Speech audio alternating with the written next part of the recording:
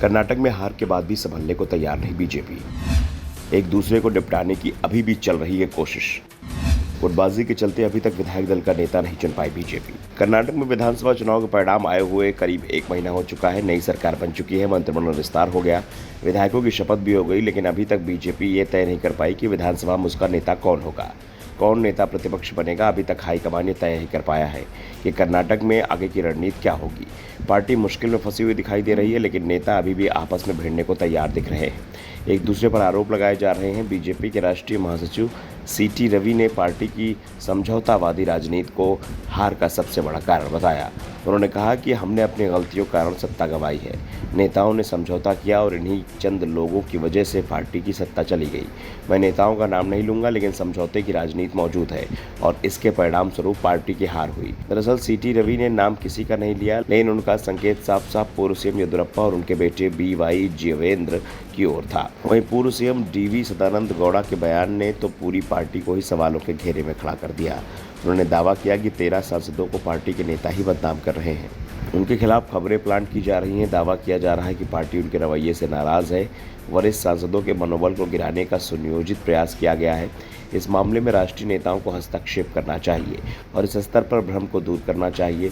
सदानंद गौड़ा ने कहा कि मैं नहीं जानता कि इसके पीछे कौन है। अफवाहें फैलाई जा रही हैं कि 13 सांसदों ने अपने निर्वाचन क्षेत्रों में कोई विकास कार्य नहीं किया है। कुछ सांसद बीमार पड़ गए और उन्हें टिकट नहीं दिया गया है।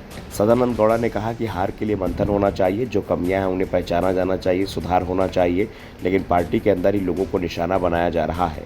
भाजपा ने हाल ही में अपने विधायकों को चुनाव हारने वाले उम्मीदवारों की बैठक की थी। इन उम्मीदवारों ने पार्टी द्वारा उन्हें बहुत देर से टिकट आवंटित करने और राज्य के लोगों को गलत संकेत देने के फैसले पर उठाया था। हालांकि पार्टी ने निर्धारित कोर कमेटी की बैठक स्थगित कर दी है।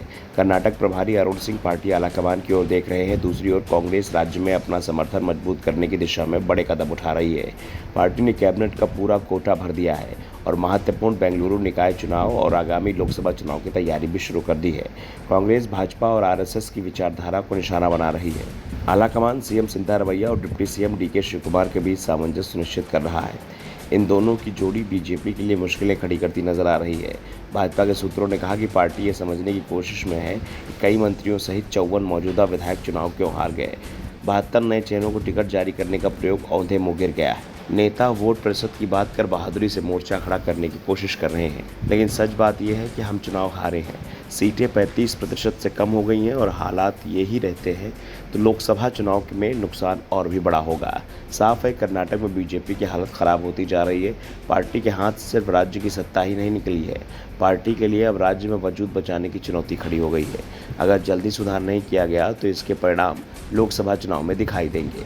इसकी चिंता कर्नाटक बीजेपी के नेताओं में भी दिखाई दे रही है। Bureau report, the Dhakad news.